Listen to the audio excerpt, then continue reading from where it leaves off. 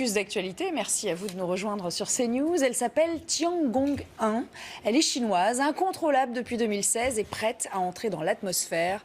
La station spatiale chinoise peut débouler à tout moment, mais n'ayez crainte, le spectacle restera dans l'espace. Cette étrange créature va nous être racontée par Michel Chevalet ce soir. Bonsoir Michel. Bonsoir. Alors on pourrait l'appeler finalement objet incontrôlable identifié. Que s'est-il passé pour que Tiangong échappe... C'est pas un ovni. C'est pas un ovni. Elle est vraiment identifiée. Et on sait à peu près où elle est. Que s'est-il passé pour qu'elle échappe à ses maîtres, si j'ose dire? Alors, juste une petite précision avant de regarder. Tiangong 1, parce qu'il y a Tiangong 2 qui est là-haut. Hein. Et qui va bien. C'était la première module. C'est un module de station spatiale chinois. Hein, voilà. Mais vous savez ce que ça veut dire, Tiangong? J'ai ma petite idée. Mais allez-y, ce sera plus c'est le nom d'un restaurant, c'est le Palais Céleste. Authentique, hein. Authentique. Allez, regardez. Il tourne autour de la Terre en 88 minutes. Il a été lancé en 2011 et puis il a eu une panne de télécommunication, donc il est incontrôlable, cet engin. Il avait été abandonné par les hommes, mais il est incontrôlable. Alors regardez, vous voyez le point rouge, là qui se trouve en bas sur la carte, là, voilà. L'Amérique du Sud, là. Voilà, sur l'Amérique, voilà. Oui.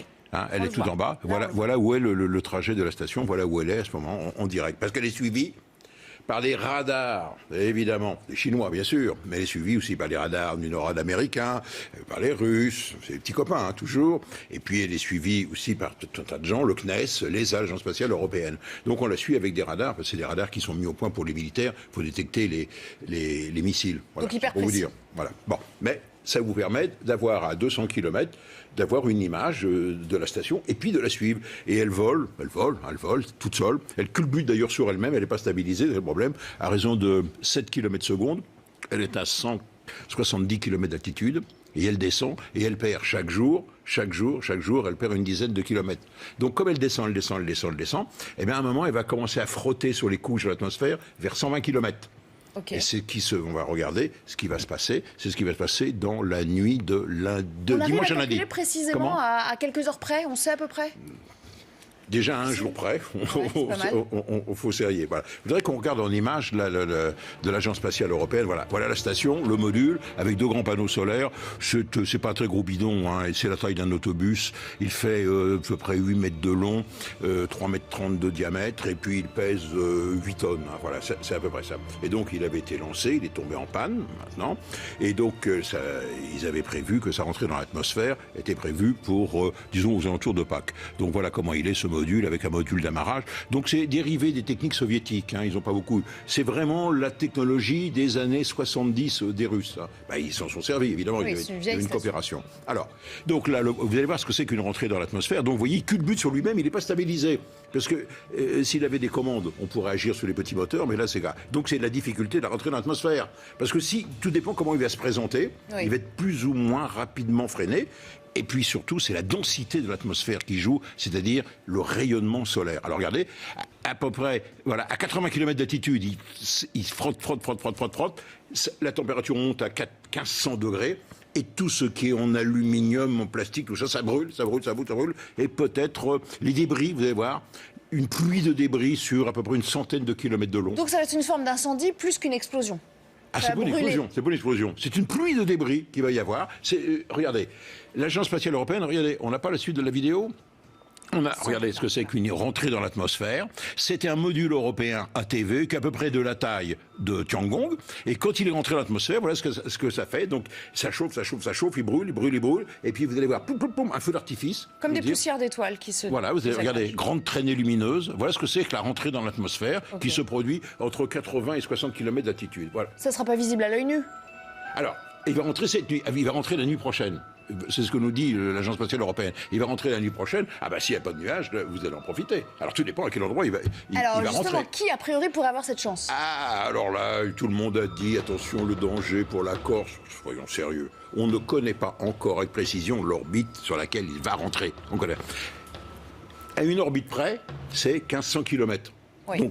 Donc vous voyez... Oui, c'est très large comme... Voilà, c'est très large. Il faut être très prudent. Mais ce que l'on sait, c'est des lois de la mécanique, on sait les modéliser. Il va rentrer, maintenant, on le sait, dans la nuit de dimanche à lundi vers 2h30, 3h du matin.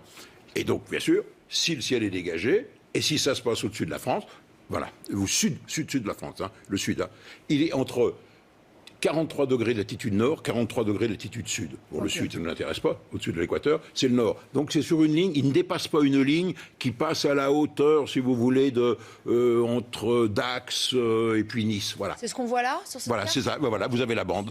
C'est la bande dans laquelle le cil, ça, résulte du lancement, de l'inclinaison de l'orbite au moment du lancement. Okay. Ça, c'est des lois mathématiques, intangibles. Mais voilà. Ça veut dire que le spectacle, entre guillemets, va durer combien de temps? Il va falloir avoir un œil à ça va. Oh, quand il brûle, il rentre dans l'atmosphère. Oh, ça doit durer 2 minutes. Hein. C'est une belle étoile filante. Hein. Et alors, il y a toujours cette question des débris qui est soulevée. Est-ce que potentiellement, ça représente un danger? Depuis qu'on lance des satellites, des objets dans l'espace, des fusées, tout ça, ça brûle, ça retombe. Alors on se dit, il y a des morceaux qui sont revenus au sol. Et ce qui revient au sol, c'est ce qui brûle pas. Et c'est notamment les sphères de pressurisation qui sont en titane. Et notamment, il y avait celle d'Ariane qui est tombée au Brésil. Il y en avait une fusée américaine qui est retombée. Mais il n'y a jamais eu... Si, il y en a une qui est tombée sur une toiture d'une maison. Poum, pop, ça fait un trou. Et puis, il y a eu une habitante, j'ai retrouvé ça, à Tulsa, dans l'Oklahoma. Le 22 janvier 1997, à 3h30 du matin, cette dame se promenait. Il faut se promener. Elle devait promener son chien.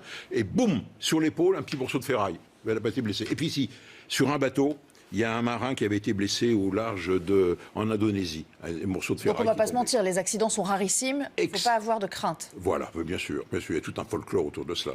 Et puis, ça pourrait faire une belle chasse aux œufs, mais chasse aux météorites. Oui, à concours, oui. À défaut de chasser des œufs, on pourrait retrouver des petits bouts de... Vous savez, il y a des morceaux beaucoup plus gros qui sont rentrés. Enfin, soyons sérieux. La station Mir, qui faisait 120 tonnes. La station spatiale, quand elle va rentrer, elle fait 400 tonnes. La navette, quand elle a brûlé, et là, c'est en train de l'atmosphère, elle faisait 70 tonnes. Et là, c'est un module de 8 tonnes.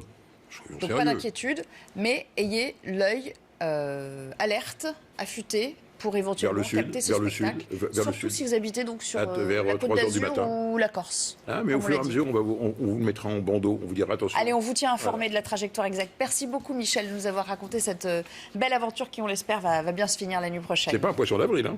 Ah non, mais non, il est trop tôt d'ailleurs. Enfin, on verra demain. Merci.